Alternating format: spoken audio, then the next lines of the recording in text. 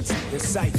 Prepare for another all-nighter. On the Talk of Chicago, 1690 WVON. So obviously we've had this conversation, a couple weeks ago when Derrick Rose made the comment to US Today about, he wouldn't consider coming back unless, he wanted to be 110% when he came back.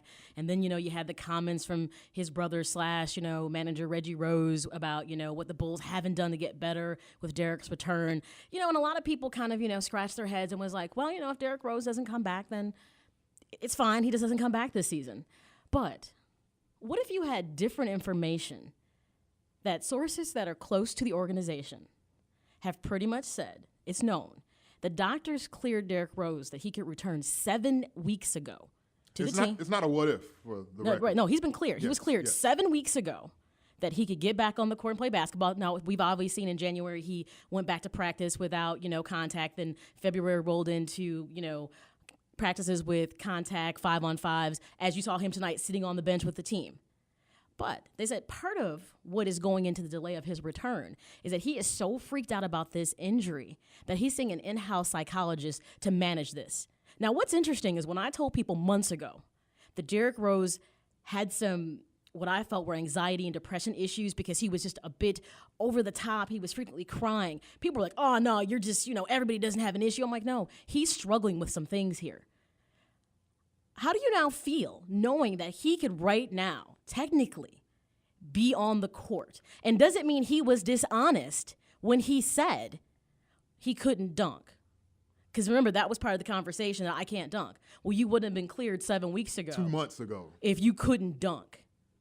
So now the question, see, I said this when he made that comment. I said, this doesn't sound like the Derrick Rose that we saw back in December, who seemed like he was raring to get back on the floor. When I talked about Adidas doesn't invest all this money into a multi-million-dollar return campaign thinking he's not coming back this season, I kept telling people it didn't add up and there had to be more to it. And it all comes down to, apparently, he's not mentally ready to get back on the court. Scared. I'm not shocked by that, though. Scared, though, but come on. You say it's scared? Scared. But think about That's it. what that this is. is who is deemed to be the star. He is to be the second cometh of what is to be the next Michael Jordan in Chicago. And fear is not an option.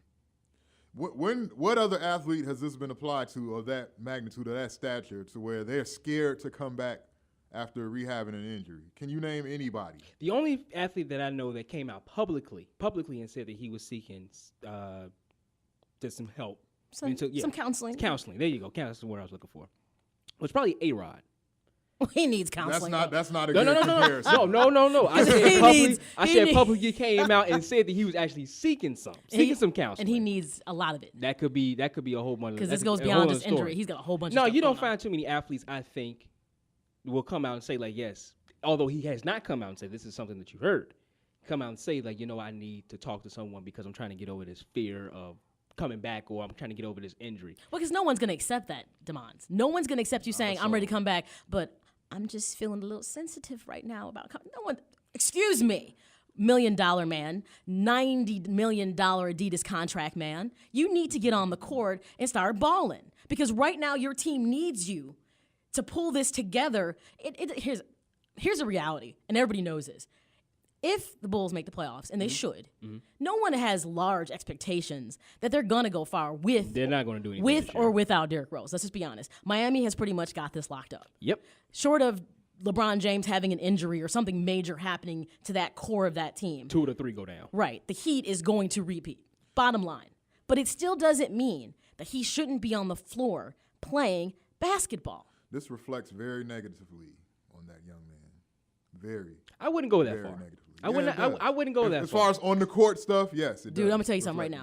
I wouldn't go that far. Let me put somebody else in his shoes and tell you what would happen. Okay, what happened? If this was Russell Westbrook and he was sitting out this season and he got cleared 7 weeks ago, he'd be on the floor right now playing, because he so desperately wants to be that guy. Derrick Rose is that guy, and it's not okay for him not to behave like he's that guy. Bottom line. But I think with this particular injury, it's something that at one point in time would take your career out. You will be done playing. We're past that. We're past that. But I do think with an injury like this, the biggest thing is the mental hurdle. Adrian Peterson even said that himself. He said, "Listen, you just have to go out there and play." And we all But see, want him that's- to, but that's we all want him- exactly the point. We all want him to do that. But That's the the point. biggest thing with the injury like that is, can I trust my knee? Can I get out there and play again? You remember when Lou Aldang had the stress fracture in his shin, Right? And he was coming out saying like, you know what, he kind of soft. But it's come out, and his teammates already say like, listen, if he doesn't think he's ready to play, we don't want him back. I've heard that on numerous reports. So if his own teammates are saying he's not ready to come back because he's mentally, don't bring him back, then don't bring him back. Don't play. But what does that say about his psyche though when they're saying that? Right. If you can This is not- physically, or if you're physically able to play, and it's strictly something going on upstairs. Did you feel the same way about Lou Aldang a few years ago then? Yes, he was soft. Yes, I constantly criticize Lou Aldang. Constantly. But I will say this. Constantly. But I think also the improvement in Lou Aldang had a lot to do with Thibodeau understanding the role to make.